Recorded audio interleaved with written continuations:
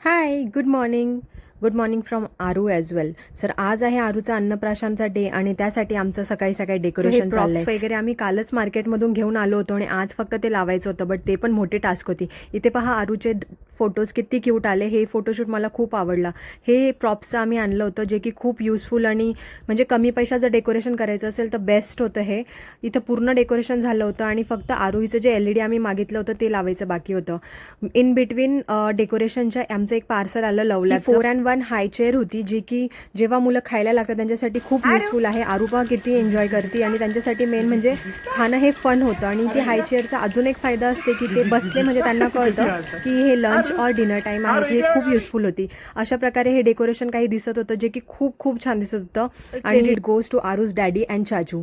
इथे आमचे काका काकू आले होते. आरूची तयारी झाली होती आणि तिचं फर्स्ट सॉलिड फूड म्हणजेच स्वीट खीर रेडी होती.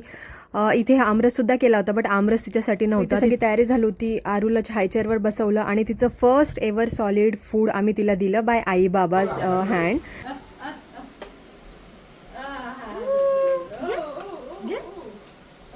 ते सगळं झालं.